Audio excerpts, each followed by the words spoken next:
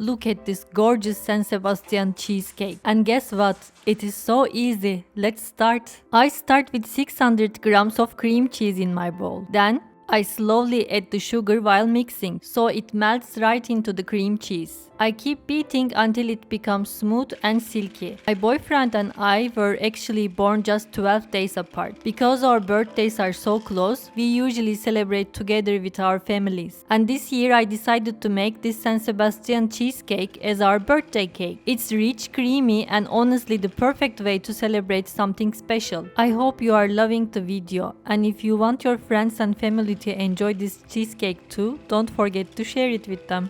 After beating the sugar and cream cheese until smooth, I add the eggs 2 by 2. Because when you add eggs gradually, they combine more evenly with the butter. Eggs are what turn this into a real cake, so mixing them in properly is super important. I always mix well after each step to keep the butter consistent. Once the eggs are fully incorporated, add 1 tablespoon of flour, and at the end, I pour in the heavy cream and beat again until the mixture is shiny smooth and ready to bake. At this point, you'll have a very liquid cake batter, and that's completely normal. No need to worry, and definitely don't add more flour. This is exactly how it's supposed to be for San Sebastián cheesecake.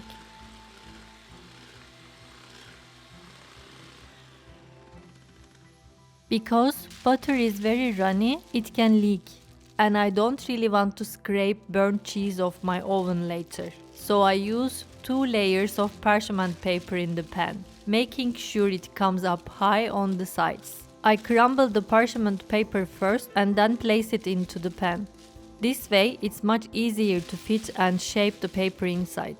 What makes this cake so special is the effort to reward ratio. It takes only 5 minutes to prepare, and the result is absolutely delicious.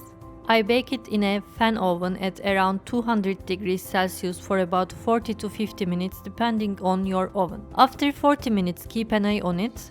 The top should turn a deep dark color. That's the signature look of this cake. When you take it out of the oven, the cake will still look a bit shaky in the center, and that's perfectly fine. Let it cool at room temperature until it settles, then refrigerate overnight. The next day you can decorate it however you like and serve. Thank you so much for watching. If you enjoyed this video, don't forget to like and follow for more recipes.